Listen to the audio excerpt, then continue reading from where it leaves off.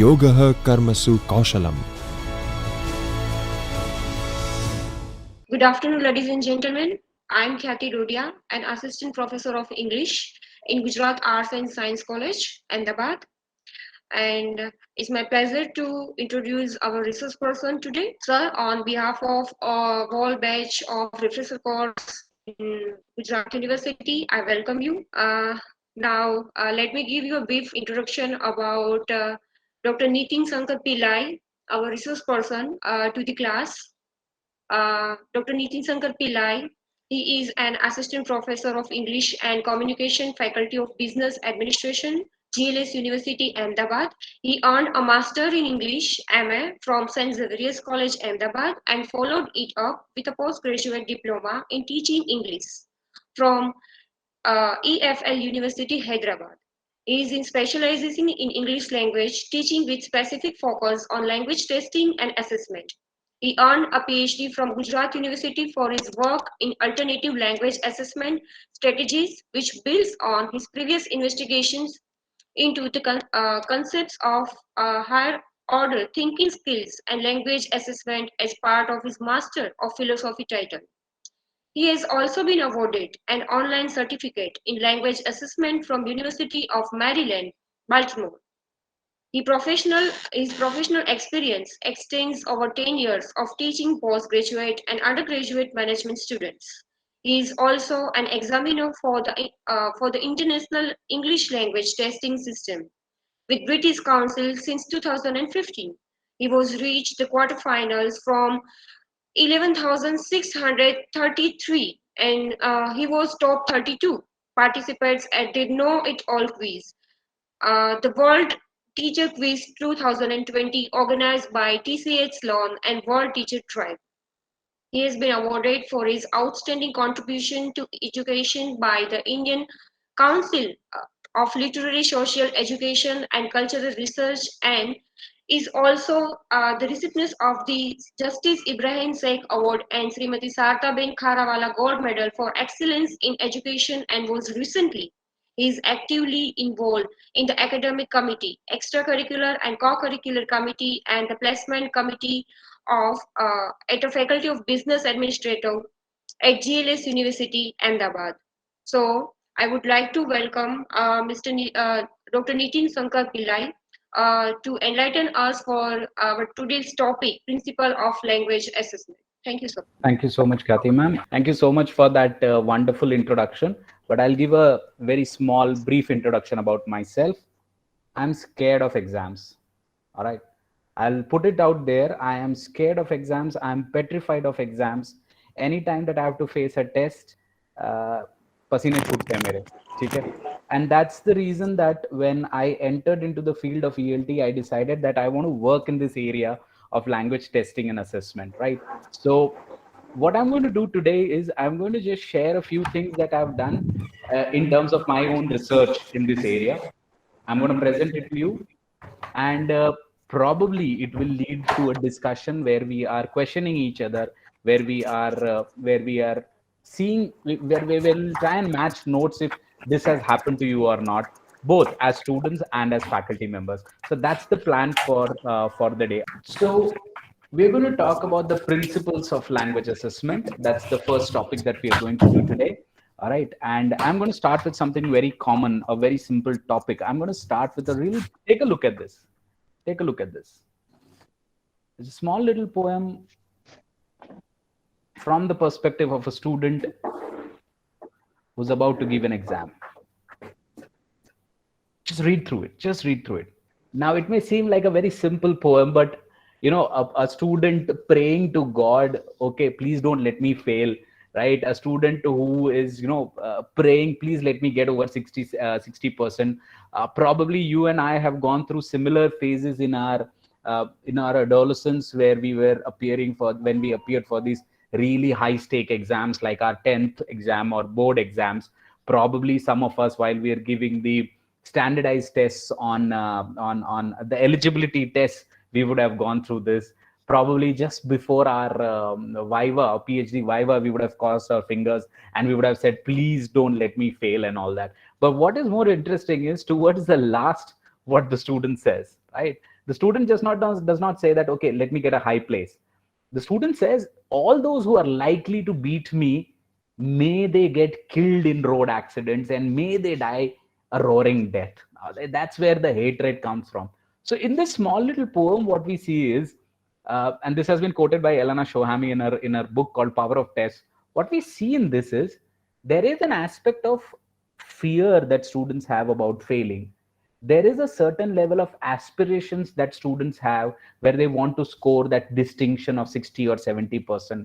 There is a certain level of pride that they get, which flows back due to exams, because they want to get a high place. But at the same time, there is this competitive uh, trust that has been bored into them about being better than others. And apparently the exam or the test is a true marker of all of these. If you take a look at it, may the others die a roaring death if they were to beat me, because that is the only marker that I have.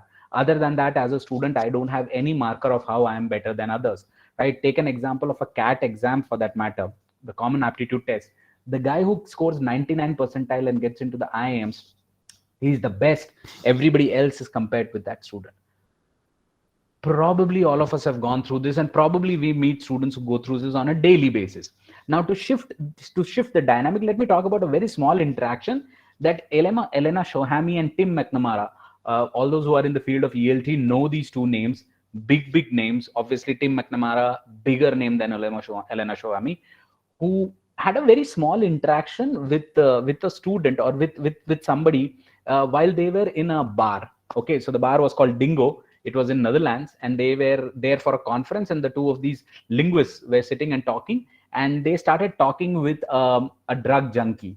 All right, somebody who had fallen on hard times, who had taken up the lifestyle of being addicted to drugs, and they started talking to them, and it was a very interesting conversation. So they asked the guy, how did he end up in this position?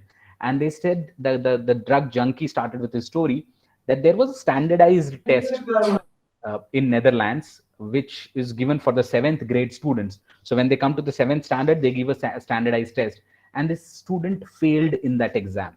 Right, the student failed in that exam. Right, so we are looking at probably a student who is 12, 13 years old, probably around the area of 10 to 13, and he failed in that exam in a standardized test which was taken in his school.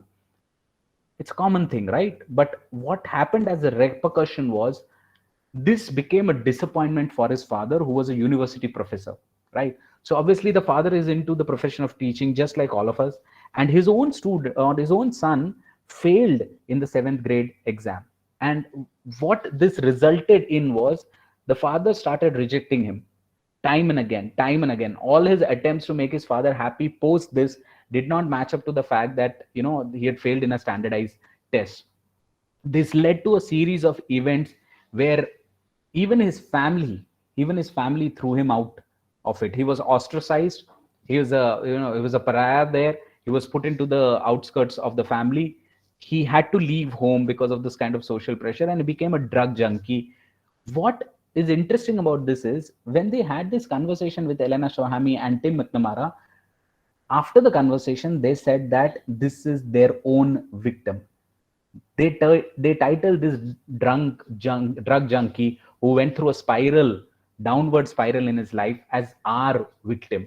His downfall started in that standardized test in the 7th grade, which then led to this. So while I was studying these one poem and this interaction which Elena Shohami writes in detail, kind of made me to think, what are we doing with our tests? What are we doing with our language tests? Are we also responsible for some student failing in the 7th grade, and probably did it leave that particular student into a downward spiral where the student had to leave everything, right? If you go and take a review of things, we have seen such cases where people have left 10th standard के exam में score नहीं आया, छोड़ दिया, पढ़ाई आगे continue नहीं की है, 12th किया, that's about it, उसके आगे ग्रेजुएशन नहीं कर पाए हैं. We may think that they are the only cases, but that's not the case. Let's come to a language test that has a lot of impact. the IELTS test, right? We know the kind of effort, money, interest that people put in to give that particular test, and it's a really expensive test. The benefits of that test in terms of a gatekeeping test is very high, but at the same time the reaction of it is also there. If you don't clear the test, that does impact you in multiple ways. I can see that I hear something has popped up in the chat, but please remember, when I share the screen, I'm not able to see the chat. So in case if you want to stop me and ask me something, or pitch in, you will have to unmute yourself, right? So I heard that there was something that was pinged in the chat. I'm sorry, I can't read it. I can only see my screen right now. All right. So the beginning point is that tests have a huge impact on us. Tests have a huge impact on students, right? Tests do create a psychological, a sociological, um, I wouldn't say negative effect, but they do have an effect. And as language professors, or as people in the area of language, we need to start thinking whether our tests create a negative impact, or can we convert this into a positive experience for the students or not. And that's where I'm going to talk to you about today. I'm going to try and keep this very non-technical, so that we understand how tests really function. If we don't want our students to be like this drug junkie, if we don't want our students to be pressurized in the way that the poem mentioned, then really need to focus on 5 principles of language testing. And these are very common principles of language testing. The area of language testing and assessment borrowed these principles from statistics and research. And these 5 principles include reliability, validity, authenticity, washback, and practicality. Right. So we are going to start. Clockwise, starting from practicality. Then we'll go to reliability, validity, authenticity, and washback. And we are going to see each of these aspects and how they fit into the framework of language assessment. So let's take practicality first. What do we mean by practicality, or what do we mean by a test or a language test has to be practical? It's very simple. Let's ask ourselves these questions. Do you think a 5-hour long language proficiency test is good, where the student is made to sit in a room and for 5 hours we are grilling the students, right? We are looking at all aspects of language. We are asking the student to write an exam, we are asking the students to do a little bit of listening, we are asking the student to interact with an invigilator and an interlocutor, the way that OET exams happen or the UKVI exams happen. But the time frame of the exam is 5 hours long. Would you consider this as a very good test? Yes, it is a good test, because it taps into every communicative competence that ELT should have. It taps into listening, LSRW, it taps into all these domains. But because it is 5 hour long, the performance is going to dwindle towards the fifth hour, right? It impacts the test performance. So hence, this may not be a great example of a good test. It is a valid test, but not a practical test. Okay. Let's think of a test that requires one-on-one proctoring, right? What we mean by this is, we know that when we give the English exams, in the colleges, if it's a 70-mark paper, we ensure that there is 14 marks of MCQs, right? We all know why it is done. It is so that a lot of these students are able to pass. But we also know that they have their ways of cheating, right? So ABC hai to this is A, B, C, D. They will signal each other the answer. So we say, okay, students are cheating, not correct. Let me have one-on-one proctoring. That means for every student, I will have one invigilator. For every student, I will have somebody sitting right next to them and checking whether they are copying or not, whether they are giving up optimum performance without any outside assistance or not. Great idea. It's a great idea for a test. You would have students who do not resort to copying. You will have students who are constantly under supervision. You will have students who will write what they know that they are writing, and you will actually get a marker of how well their language is. But is it practically possible? It's not, right? Most of us have in the department 3 or 4 people, and we are managing 300 students. So the idea in terms of good test or assessment is great. Practically, it does not work into this, right? What if there is a test where it takes students a few minutes to finish the test? but it takes a lot of hours for the examiners to evaluate, right? What if there is something like that? Okay, so I'll give you an example of this wonderful test that was developed by me and my colleagues while we were studying at EFL Hyderabad. uh, so we designed a test where a student was supposed to write a diary for a businessman. So this was business communication, and we were teaching reading. After their teaching of reading, we were supposed to examine them. So we designed a test where there is a businessman, the business person, whose calendar is scheduled, right? So on Monday he has a meeting at this time. On Tuesday he has a flight at this time. On Wednesday he's meeting the governor at this time. On so and so day he has a client, and his 30-day calendar fixed है. And we had a simple MCQ based test. That's about it, right? There was an MCQ based test where they were supposed to give a true and false about whether he can meet meet a new recruit on this particular day or not. All that they had to do was reading. Now what happened was we created MCQs which were around 30 or 40. The test was so easy that the students were able to finish it off in 5 minutes, because it only required them to do scanning. That's it. Scanning as a skill was required. They were able to do scanning and give true, false, true, false, true, false within 5-10 minutes. But the sheer number of students that we had was so large that it took us a lot of time to come up with the result. So this is not a practical test. Yes, you are doing reading. It's a very engaging activity. It's a real-time activity. It is high on authenticity.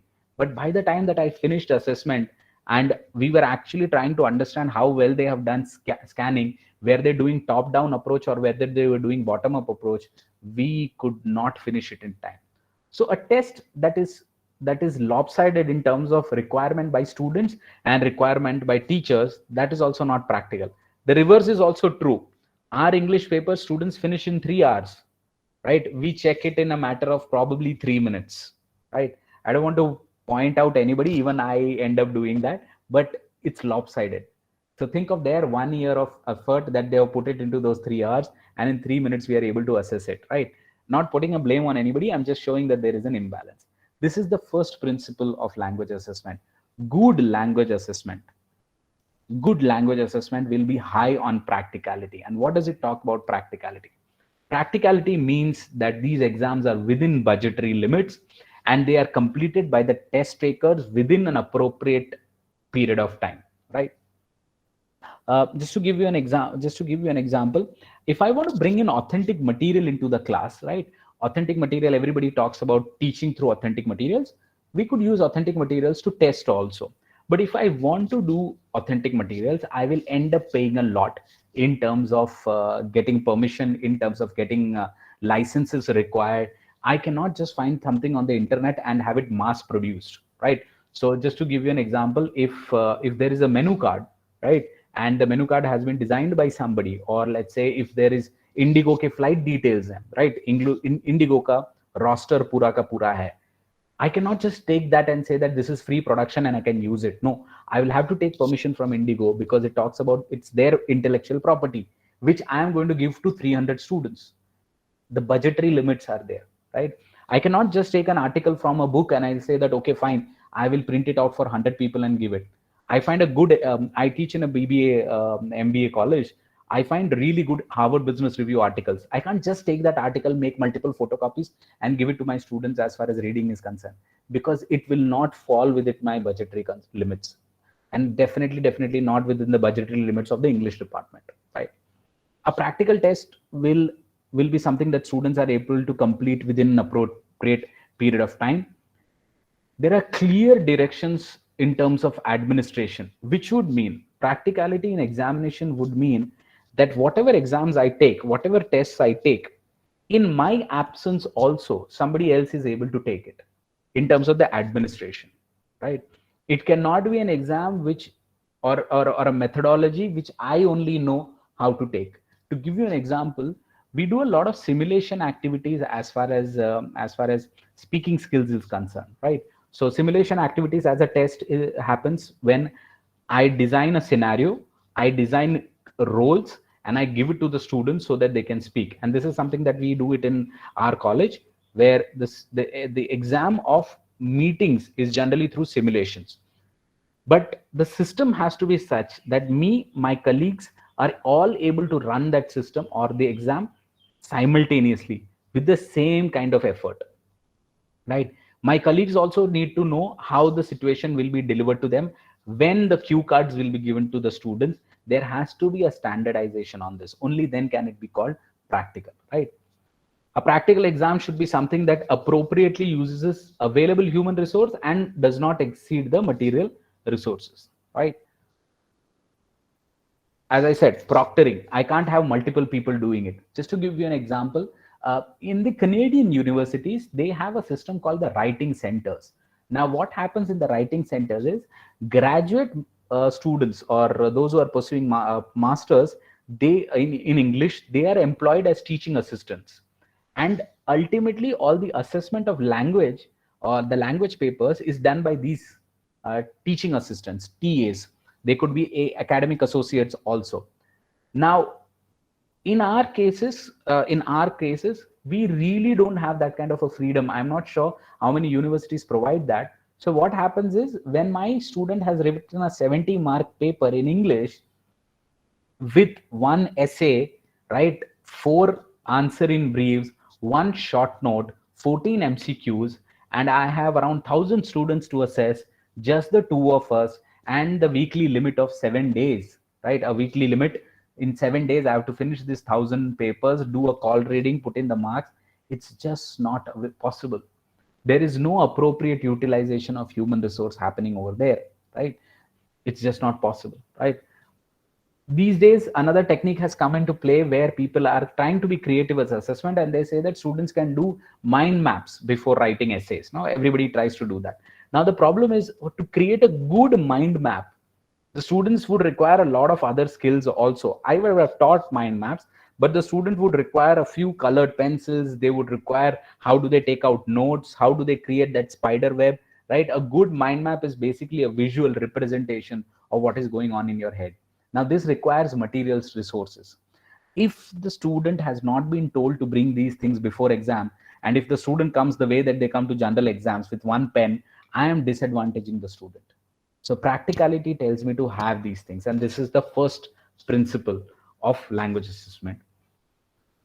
The second principle of language assessment is called reliability, and reliability is further divided into 4 parts. There is student reliability, there is rater reliability, there is administration reliability, and there is test reliability, right?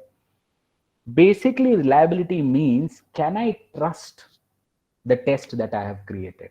It's as simple as that. But there are issues with this. The first one happens because of bad student reliability. Okay. Certain days, the students might just have a bad day. Okay. Just a bad day, right? They're suffering from anxiety. They are suffering from psychological issues, pressure of the test, call it whatever you will be.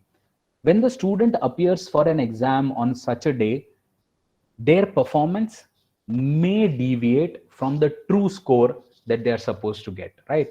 Exam day anxiety is something that most of us have suffered with, right? On that day, we know the answer, but we blank out and we are not able to get anything, right? In this scenario, in such a scenario, is the test or the result of the test reliable for me to claim कि ये student को language इतनी आती है? Can I expect the student? I know that this person in class is a grade student as far as fluency is concerned, but when it comes to writing the exam on that particular day, the student was going through something, gave a bad exam. I had to mark them at a C grade. Can I trust that exam?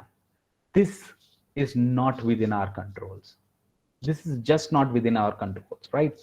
But what the theory says is, if you read any of these people, Alderson, Douglas Brown, or Priyambada Abhi Vikrama, what these people constantly talk about is that reliability will only come if the student is comfortable while they're taking the test. The anxiety need not be there. The student should be able to approach the test as if, okay, आज कुछ मजा आएगा, कुछ नया करने को मिलेगा, आज involvement के साथ higher order thinking कर पाएंगे when it comes to language. Only then this will be removed. But research is still going on, and it's a wonderful area to figure it out, how I can make it neutral for the student. The next reliability that comes into play is inter-rater reliability and intra-rater reliability, right? Now, if student reliability talks about the student, the rater reliability talks about the professors and the assessors, right? On two levels. One, what I do individually. How do I assess at 9 o'clock in the morning? And are my assessment patterns standard at 6 o'clock in the evening after a full day of assessment? Do they remain the same or are there variations? Now, I will not ask this question to anyone over here कि इसमें फर्क आता है या नहीं. You have your answers, you know it, right? Certain days we start off, we are giving great marks. No, we are being slightly lenient in terms of giving the answers. By the time that the 10th paper comes, we are like, क्या लिखा है इन लोगों ने, इनको इतना class में पढ़ाया फिर भी नहीं किया. And then we start becoming stricter. It becomes a pain on us. And by the time that we end up at 6 o'clock, last student का पेपर बेचारे की हालत खराब हो जाती है, right? It's all red marks over there, right? It happens. We are also humans. And then there is inter-rater reliability, which means that most of the university exams that are taken, especially for language, do not have a standard scoring criteria. Many of the teachers who come into the profession of English are generally not trained in language assessment literacy, which is called LAL, right? They do not have a background of LAL. So what happens is they come and within themselves, they do not have a parameter. So there is no scoring criteria that is given to us that if this is an essay and if the essay covers XYZ points, you can give XYZ marks. If the essay is good in argumentation on XYZ things, you can cover these points. If the coherence is lost, you have to score these things. That is not given to. So the way that one rater rates it and the other rater rates it would be different. I cannot trust these kind of tests.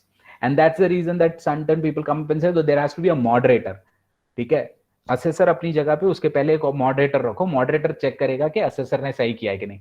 Now आधा bundle एक assessor ने किया, दूसरा bundle दूसरे assessor ने किया और moderator तीसरा ही person है. इन तीनों के बीच में कोई common scoring criteria नहीं है.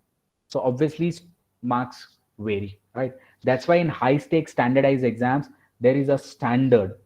You can only do X number of papers in a day. You can only grade or interview X number of people in a particular day. You cannot go beyond this. That is how reliability is maintained. Reliability in terms of administration comes through this, right? I just want you to take a very quick glance at this. It talks about the test conditions, right? Just a bad scenario, right? Students are sitting, construction is going on. Students are sitting and writing something. There is noise going outside. The chairs that they are sitting on is not great. These are not big things, but they add to it. They do add to it, right? An uncomfortable chair which causes back pain might force a student to return the paper in 1.5 hours rather than 2 hours because the student is unable to sit for any period longer than that, right? Outside noise may be a distraction, and what happens is the student is not able to perform optimally, and that impacts the reliability. And the last one is the test reliability. This happens mostly in MCQs. The MCQs that we make, we have one answer which is the correct one out of ABC. The other three are called distractors, right? They're called distractors. How do we create those distractors, right? If what we do is we would have 3 options, right? We have given a fill in the blank. We have like A and then there is none of the above. Now none of the above does not even fit into the construct of that of grammar, but we have just put it there because हमें 4 बोला था तो हमने 4 लगाने थे वहां पे, right? Sometimes we give distractors which are not even close to the entire passage. Sometimes the way that we give distractors is that we just change the spelling a little bit, and that's about it. We call that, we believe that it is very careful creation of test items, but it is not. I cannot delve a lot into this because test item creation is a different tangent altogether. Probably in the future, if we are ever able to meet, I'll talk about that more. But this is reliability. If my student has had a bad day, if the inter-rater or intra-rater reliability is not there, if the administrative conditions are bad, and if the test in itself has some issues in terms of the distractors, then I cannot call it a reliable test. It becomes a problem. It may be a very practical test, but I cannot trust this kind of a test. So that's reliability as an issue. The third problem or the third principle that we need to be careful about is called validity. Now I'm going to put up some definitions of validity. I want you to be able to just quickly glance through this, just read through this. Even if you don't understand what is written in the beginning, right? Just understand as the purpose of assessment. Why are we testing? Now, a very common question, if I were to take a poll right now, why are we testing? हम लोग English का exam क्यों ले रहे हैं? क्योंकि sir लेना है, ठीक है, मिड टर्म देने, एंड टर्म की एग्जाम देनी है, वरना बच्चे पास कैसे होंगे? अच्छा, बच्चों को पास क्यों करना है? सर करना तो पड़ेगा ना, पूरा इकोनॉमिक सिस्टम डिपेंडेंट है. That's not where validity comes into play. Validity comes into play when you ask this question, why am I doing this? What is the purpose of this assessment that I am doing it, right? I will go one step ahead and say, let me simplify this. Does the test actually evaluate what it claims to evaluate? Now stay with me on this. This is a statement thoda confusing lag raha hai, but I'll explain this as we go ahead. When we look at the types of validity, there are 5 types of validity, and once you look at the type of validity, you will understand what I meant by actually evaluating what it claims to evaluate, right? So let's look at the first one, which is called content validity. Take a look at this. This is a test. Take a look at it. It's a very smart thing that has been done. Take a look at it. All right, so it's a small little passage where the teacher has asked the student about their understanding of of articles. Now directions are very interesting. Take a look at it. So it says the purpose of this quiz is for you and me to find out how well you know. So what you see is you are putting the student in the driving seat. You are making them a partner rather than you having authority over the student. Okay, I want to understand tere paas kitna knowledge hai. Also very smartly they have said a and the and zero and zero. If there is no article, leave a zero, right? Sometimes what we do is we forget that there are places where जहाँ पे article नहीं आ सकते, हम लोग blank भी नहीं रखते वहाँ पे. Even this is a necessity. It's not just understanding a, an or the कहाँ जाता है. This is also understanding where the zero would be. So the answers are very simple. Last night I had a very strange dream. Actually, it was a nightmare. You know how much I love zoos. So it's and zero. This is great. If you look at the test, it is great, right? This is talking about zoos, but there are certain concerns in this. Let me change the content of this, right? The unit that the teacher had to do in the class was a unit on usage of articles in speech. Usage of articles in speech. In that context, this is a invalid test. Why? There are certain concerns, right? This test has a familiar setting because they would have had a probable discussion or a group activity on visiting the zoo with focus on articles, right? So teacher ने बात किया होगा, अच्छा हम लोग जू गए थे, राइट? अगर जू में जाएंगे तो क्या क्या देखेंगे, ग्रुप बना लो, चलो पढ़ लेते हैं. Probably a lower level class. I mean, there is school level, maybe 8th, 9th regional medium. They're talking about it. The teacher had this purpose of understanding how to use articles in speech. But if you look at it, what is happening here is that the assessment is happening through writing after reading. Okay, they are not being forced to speak. They are not being forced to listen. That is not happening here. The unit was very clear, a and the use karna hai in speech. But when I am doing an assessment, I am asking them to write and read. Now, these are 4 different skills. Listening, speaking is one side. Writing, reading is a different skill altogether. And if we go by LSRW, then the skills required for each of these are different. So what is happening over here is this has very low content validity. My content that I wanted was an ability to use articles in speech, not in writing. And this is a very common thing that a lot of us would have seen, especially being from Gujarat, I can talk about this. We see a lot of Gujarati medium students who are very good with written grammar. Their written grammar is far better. It's solid as compared to the English medium students, but they are unable to put it into speech because all through their life, when it comes to grammar, they have read grammar, they have written grammar. They have never produced grammar in speaking. So the exam is low on content validity. But then the question is, but sir, to written mein liya kyun? Because it is a practical way of taking it. It is a practical way of taking it. It is a reliable way of taking it. What do I mean by that? If I have 200 students, I cannot have all 200 students speaking.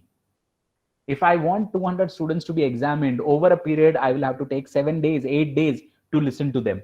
And especially it will take a lot of time. तो practicality नहीं है उसमें.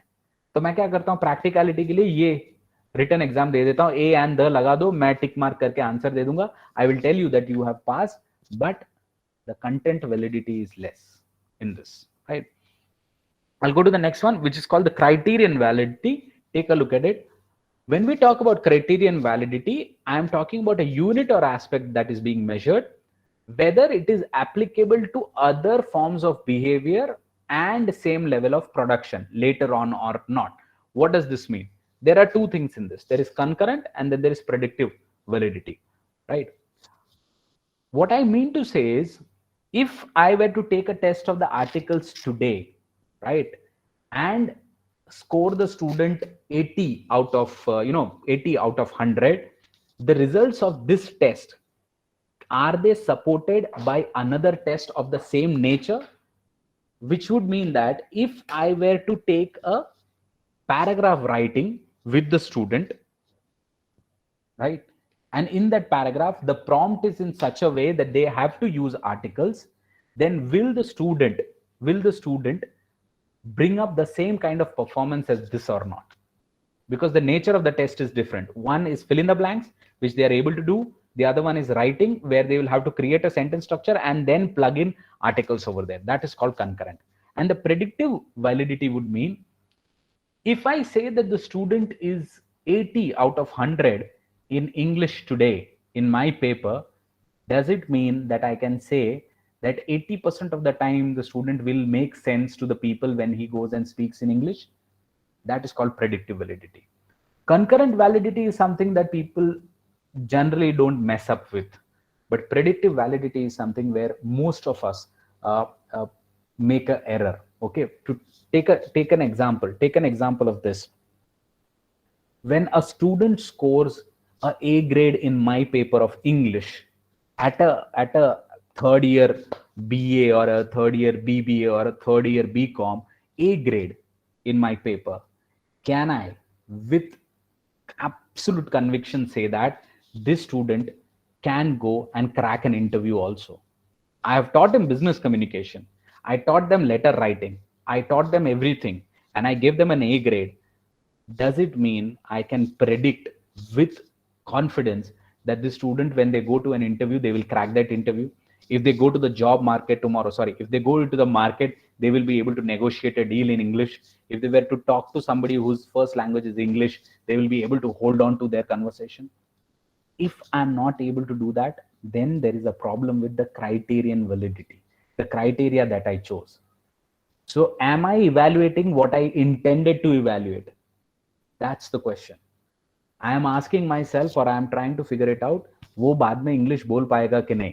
अगर मैंने evaluate किया और A grade दिया पर वो बाद में जाके मार्केट में बोल नहीं पाता है, then there was a problem with what I evaluated. That's where validity comes. All right. Okay. At this stage, I would just want a few of you to unmute yourself and tell me whether this makes sense or not. Yes, sir. It is very informative and absolutely correct. Like, though we have taught everything, they know written aspect and spoken aspect is completely different. Absolutely. Thank you so much. Thank you so much. Sir? Yes. Sir, can you please explain concurrent thing?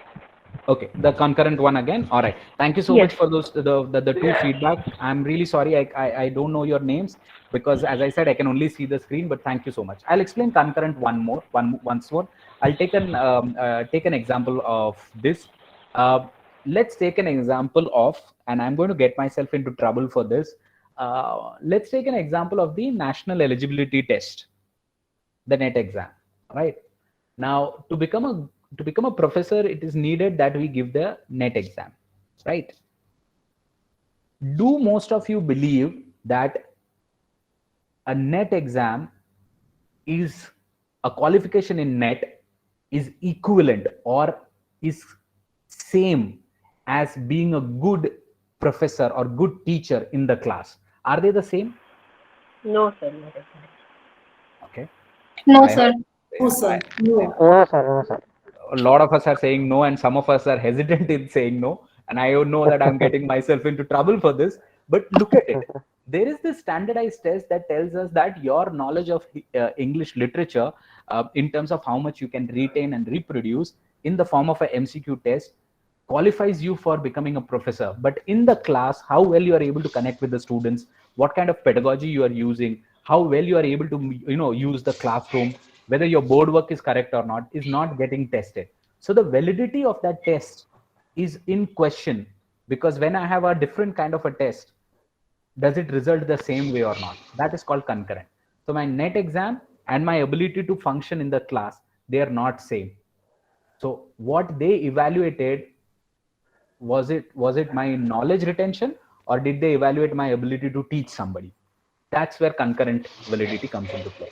I hope that it's answered. Let's go to the most important one. This is something that everybody struggles with. It's called construct validity. I'm going to just put up the points here. Let's take a breather. Just read through this. When I talk about construct validity, forget about all these lines, right? Forget about everything that is mentioned here. I'll quickly take an example and show it to you, right? If I'm taking a oral interview with my students, right, and I'm trying to evaluate their speaking skills, right? What are the concepts that I should check, right? I might have these aspects: scoring factor. I'm looking at their pronunciation. I'm looking at their fluency. I'm looking at grammatical accuracy. I'm looking at vocabulary use, and I might also include socio-linguistic appropriateness, right? When I mean socio-linguistic appropriateness, no, if I'm taking an interview with them, are they being extremely churlish about it? Are they being too friendly with me? Are they able to keep up the rhythm of the way that they're talking in terms of the tonality or not? Now the question is, किसने बोला कि ये oral interview के scoring factors ये होते हैं? Who said that? Where is it written? Where does it say that the construct of an oral interview are these 5 elements? And this is where the question of construct validity comes. When I say speaking, right, where do I bring in coherence in this? किसी को question होगा, यार मेरे को तो coherence देखना था, मुझे देखना था कि वो logical flow में जा रहा है कि नहीं, मुझे code switching देखना था. I'm talking about immigrants, right? I'm talking about immigrants who come into my country, or they migrate to another country, and I really want to understand whether this particular person will be able to quickly switch codes from their own language into the target language or not. But that construct is not available anywhere. So then how do I define what is the construct, right? If I'm teaching them vocabulary, and I take an exam where they are using fill in the blanks, or they give a definition of a word. So if I use a word like pedantic, and I ask the student, chalo pedantic ka meaning likho, ya match the following karo, right? And if I am not looking at the communicative method, or where the student can use pedantic, usko meaning pata hai, पर उसको पता नहीं है कि उसको usage में कहाँ use करना है, then the construct of vocabulary is faulty. And this is where most of us will have to really work on, right? When we grade essays, are we looking at just the size of the essay? 3 पन्ने लिखे हैं कि नहीं? Are we looking at how argument flows in that? Are we looking at cohesion? Are we looking at vocabulary use? Are we looking at grammar? When I say writing or essay, what is the rubric? What is the construct? What are the things that I need to check? And for this, there is ample material available. Construct validity is the biggest issue, but construct validity is the easiest answer, because there are set bodies of work that have been done which clearly indicate, when you say oral communication, these are the things that you need to have. If you say vocabulary, these are the things you need to have. That theoretical backing has to be there. आप अलग अलग देख सकते हो. आप कभी कभी TEP देखोगे, test of English as a proficiency, आप वो वाला फ्रेमवर्क देखोगे, आप किसी दिन और फ्रेमवर्क देखोगे, वो चलेगा, बट एक फ्रेमवर्क होना चाहिए. Otherwise, the construct of what you are looking at is nowhere there, right? And to give you an example, presentations देखते हैं. We evaluate students on presentation, but in the presentation, what we are marking is that the student's body language was not that great, right? The student was not confident enough. Who said that if I have to check oral communication, confidence becomes a part of it? Nowhere is it written.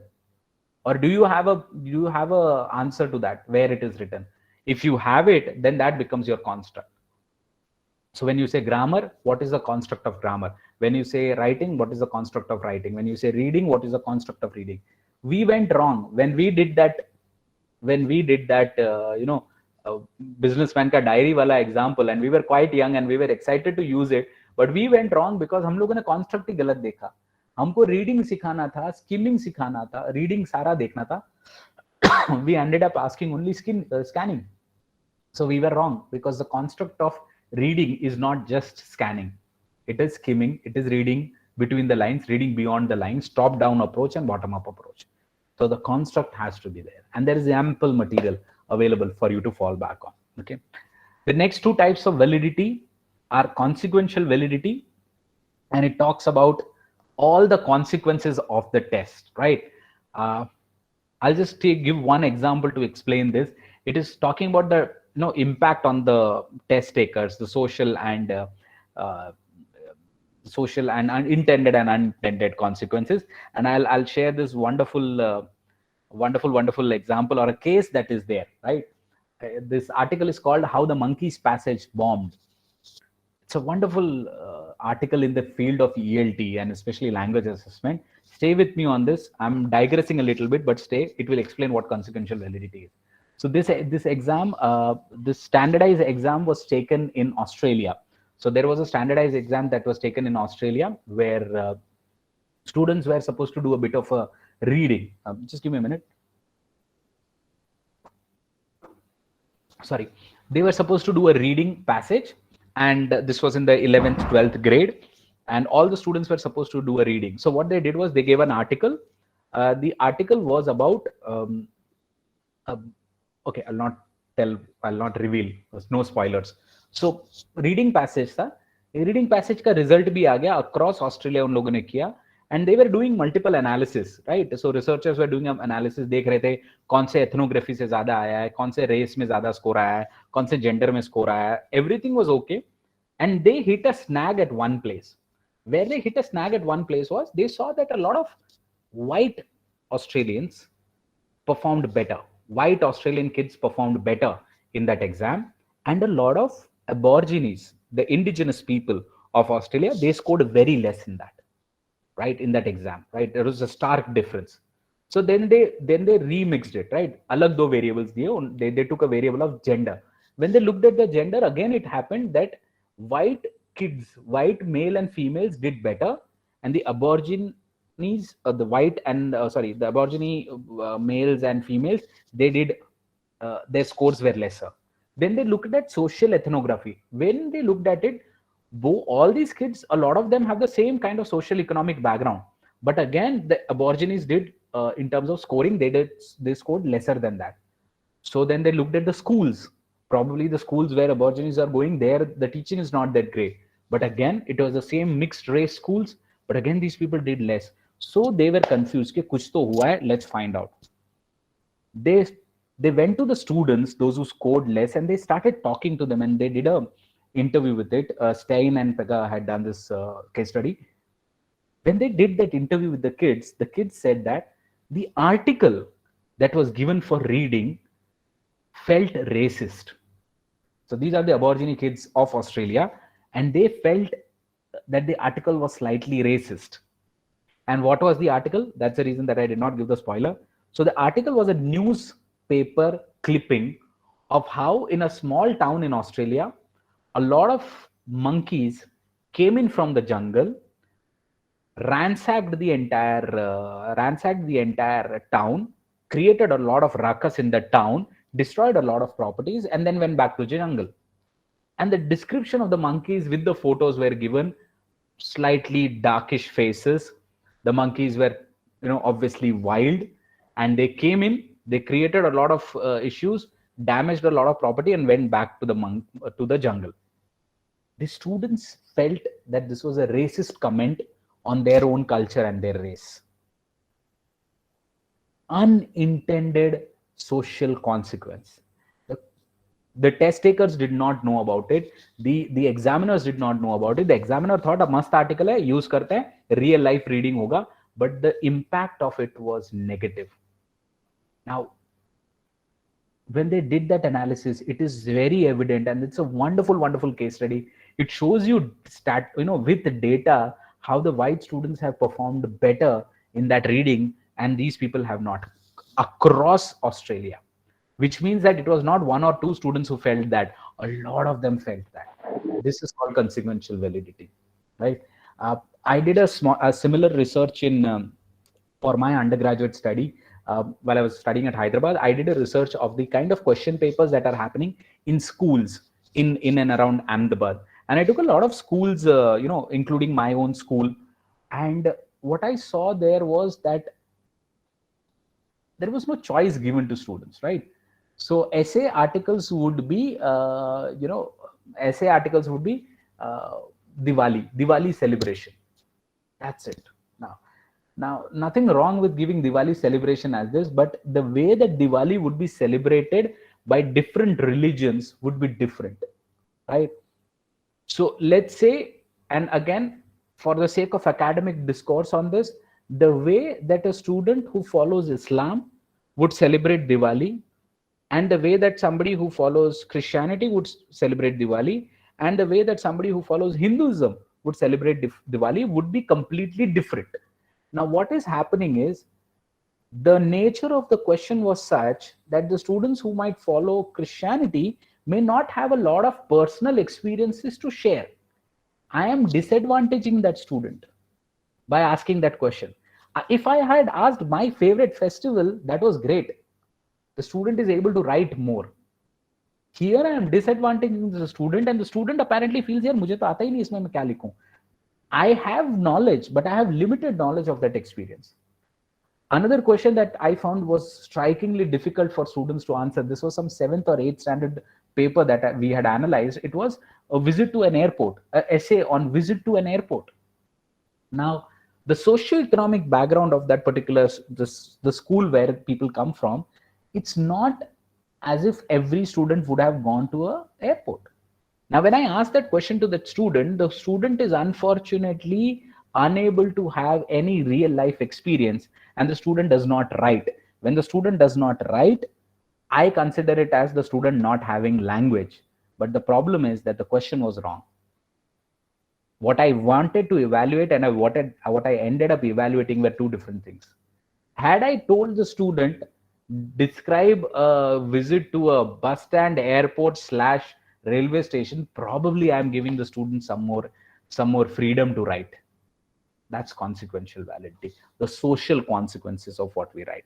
And the last one is called the face validity, right? The face validity is very simple. The exam should look like an exam. The exam should look like an exam. If it is a completely alien concept of evaluating the student is also not going to conjure up optimum performance, and that becomes a problem in terms of face validity, right? Till 12th, my student has only given pen and paper exams. Till 12th, they have only given pen and paper exam. They have never faced a viva. They have never faced a presentation. Nothing has happened. And in college, first year, final exam is a presentation. The student has no idea how they are supposed to work. Probably I'll have to initiate them into the test taking patterns and then come up with those exams. Otherwise, the face validity is gone. So those are the 5 functions of validity. Going to the last 2, one is called authenticity, and authenticity is very simple. I request you to quickly read this. Authenticity is very simple. Does my test reflect real life language or not? That's it, right? Do I have thematic organization? Are the topics meaningful and relevant to them, right? Does it happen in a natural environment or not? Are topics contextualized or not? These are the things that we look at in authenticity, right? So if a test is able to, there was this test that was developed where the student was supposed to, the final exam was a questionnaire, nothing else. It was a questionnaire. it was supposed to be on reading. So the particular batch was taught how to read better and all types of reading skills, and they were just given a questionnaire, and all that the students were supposed to do is read the question, mark their answers. That's it. It may be 40-50 questions, but we were just trying to figure out how the students have looked at the entire thing, because questionnaire filling is something that they're going to do in their real life. Interview skills are something that they will be doing in real life, right? Presentations are something that they will do in real life. Can I duplicate that into this testing or not? That is what authenticity talks about. Very difficult to achieve, because authenticity करने जाओगे तो कहीं ना कहीं practicality जाएगी, practicality करने जाओगे तो कहीं ना कहीं रिलायबिलिटी चली जाएगी. So they are constantly in play, right? They are constantly in play. Standardized tests are not able to create authenticity at all. Let me give you an example of a cat. It's a standardized test, not cat में verbal आता है. If any of you know, cat has a section on verbal, and in verbal what they are supposed to do is they have a list of words and they have to find their meanings. That's it. Now when they go to their MBA colleges after scoring 99%, they are not just supposed to retain or remember those answers. They are supposed to converse. Authenticity उसमें नहीं आती. But standardized test में it's very difficult, because मुझे large section में चलाना है. I need more practicality rather than authenticity on this. The last important principle is something called a washback. What comes back to the student? It's not just the score that comes back to the student. A lot of influence comes back to the student. So for a long time in ELT, we were debating whether to call it backwash or washback. I have stuck with washback. What comes back to them after giving their exam? What do they feel after giving their exams? What kind of pressures are they going through? If they are giving IELTS after preparing for 6 months, 14,000 15,000 rupees दिया, वहां जाके exam दिया, 4 का band आया, it's a psychological trauma on the students. On the other hand, in the university exam, the student does not study for the entire semester. In the last 1 week, they study one chapter of English, they come and give the paper and they pass, which tells them that, okay, as long as language is concerned, I really don't need to put in a lot of effort. एक महीने में, एक हफ्ते में पढ़ के मैं पास हो जाऊंगा.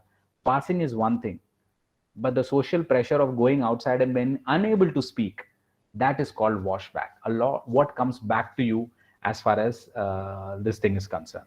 Now to extend this, these were the 5 principles, but to extend this, if I don't do any of this, if I don't bother about these 5 principles, what is it that I'm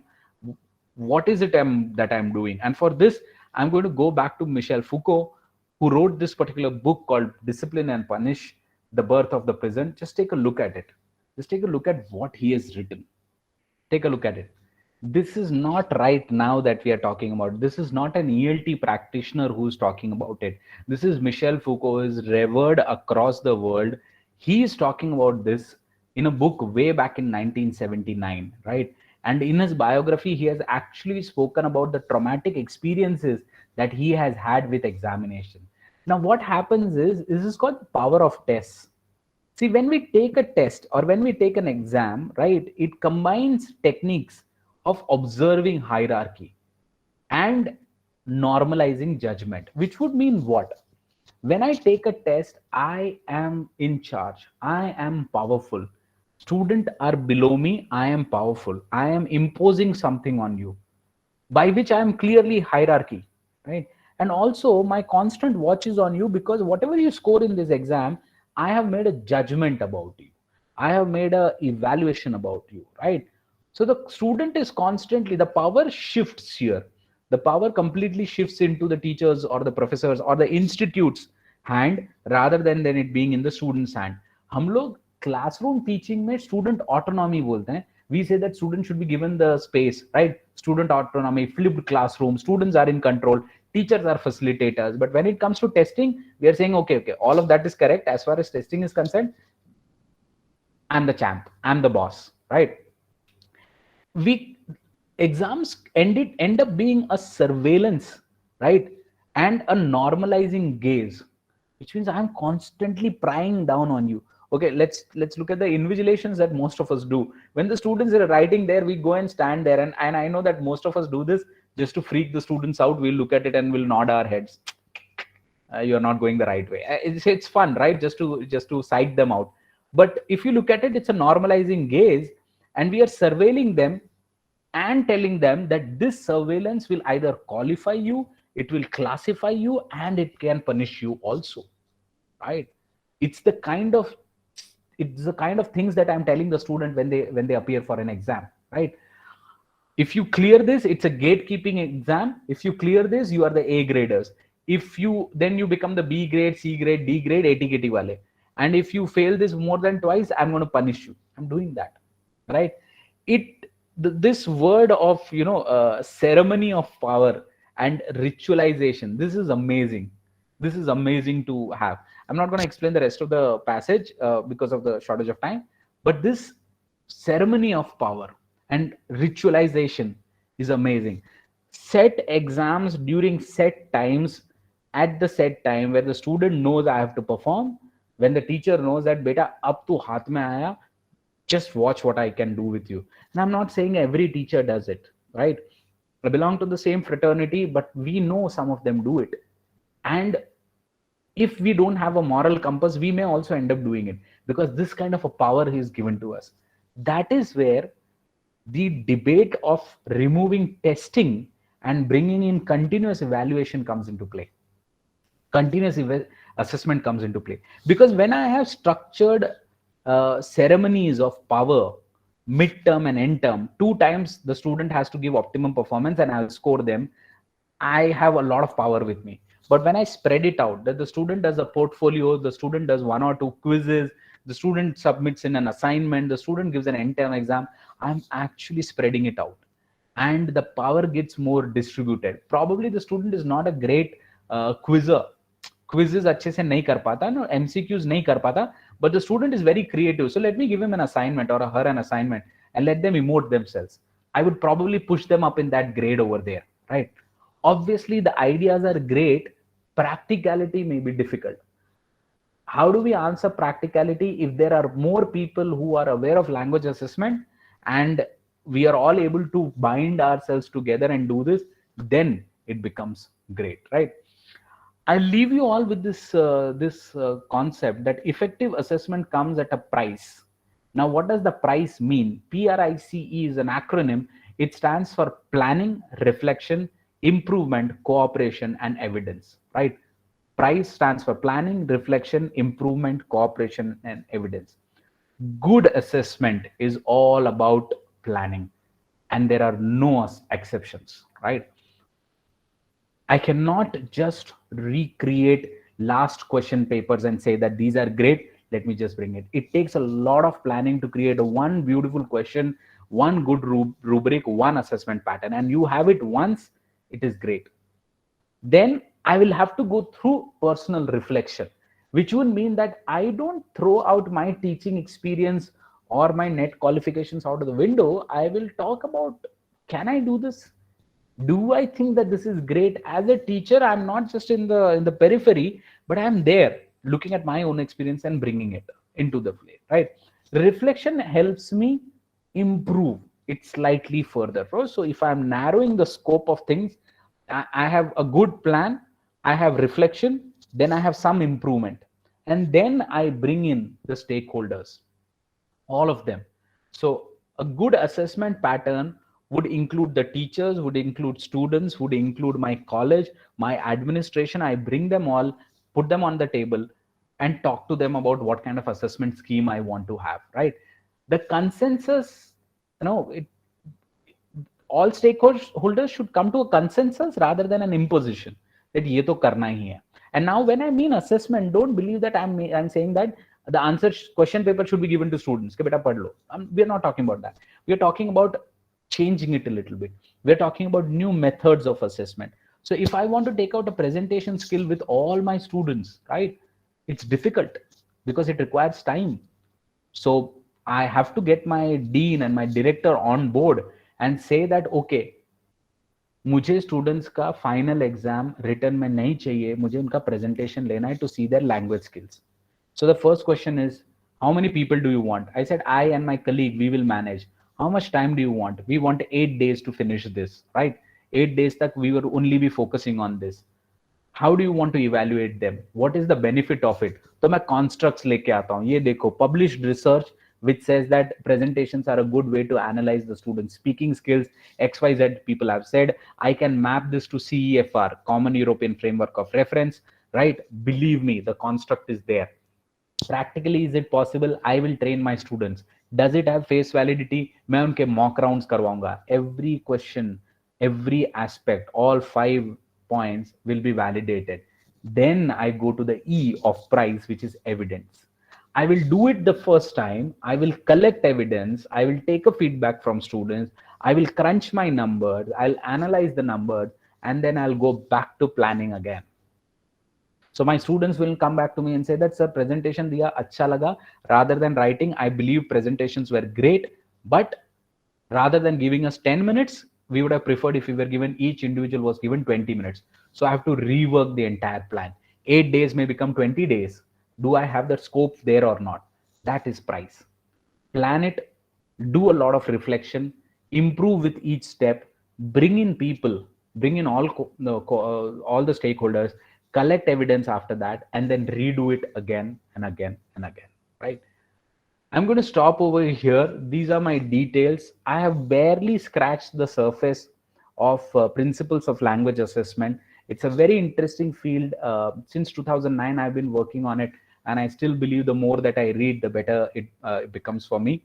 But even for you, in case if you are interested in this and if you would want to reach out, you can do so. This is my email and this is my phone number, right? On LinkedIn also, I'm available on the same name. So you can reach out. We can talk more about this, because this is one area. Everything in academics moves towards assessment. Everybody talks about teaching properly. Nobody talks about assessing properly. And that's the reason that I've worked in this particular area. Thank you very much. I'm going to stop the presentation over here. And in case if you have any questions or queries related to this, please let me know. Thank you so much, sir, for such an interesting and lively session. The examples given by you are really very practical, and it has been very useful for all of us to apply in the classroom.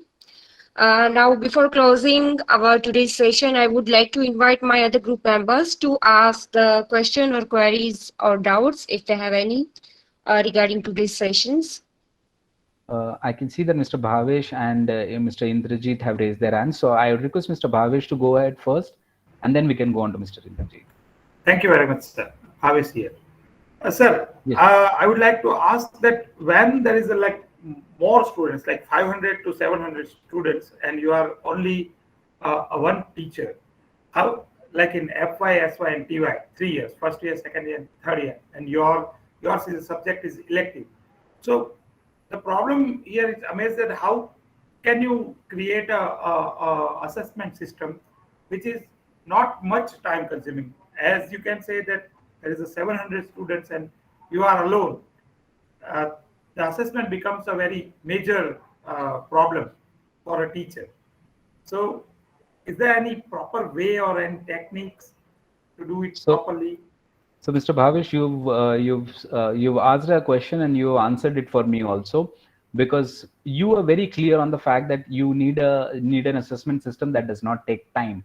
And when time comes into play, we are hankering more on practicality rather than anything else, which would mean that you will have to have a system which you are able to administer quickly. You are able to get the results very quickly. And if you look at what technology has helped us with, if you're using Moodle, or if you're using Google Forms, self-scoring Google Forms, which are in the form of quiz, they are very quick to give you answers, extremely quick to give you answers. So when it comes to timing, you will have to go for practical exams. What do I mean by practical exams? I'm sorry for that. I mean, practicality has to be more, which may take a hit on construct validity or the concurrent validity. So that might be a problem, but you don't have a choice for that. If you are the only one, then you will have to go for more practicality based exams. So Moodle is a good way. Google Forms with with a quiz function, those are good ways. Probably you will have to go for those. Thank you very much for the lecture, sir. I think you have deconstructed the notion of exam system through the theoretical lenses of Michel Foucault at the end of your lecture. But my question is very straightforward.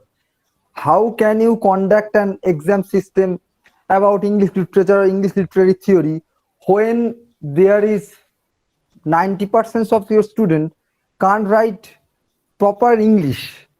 They don't know how to write English. It's a very difficult way of evaluating them, because in the CBCS syllabus there are a lot of things to be done, from Indian classical literature to graphic novels, from post-colonial literature. There are several issues. Then can it be possible to, what should I say, can it be possible to judge those students, particularly those who can't write English? This is where the cooperation of price comes into play. See, the reason that you have students who are unable to speak English and have come for English literature mains or those papers is because they were allowed to. There is no gatekeeping function that is happening over there. On the contrary, if you look at a lot of universities, even for English mains paper, English literature paper, they take an entrance exam and then allow you. They take a look at your language and then they suggest whether you should come. It's not denying education to anybody. It's just that the bare minimum skills need to be there for you to be able to come into this. So yes, your question is correct, but cooperation is required in this. Probably your administration, your universities have to come into the same plane for them to recognize that yes, for the students to survive in this course, they will need a bare minimum of skills. That has to be present first, and then comes the assessment pattern later on. So the answer is in cooperation itself. Thank you so much, Nitin sir, for such an amazing and informative lecture.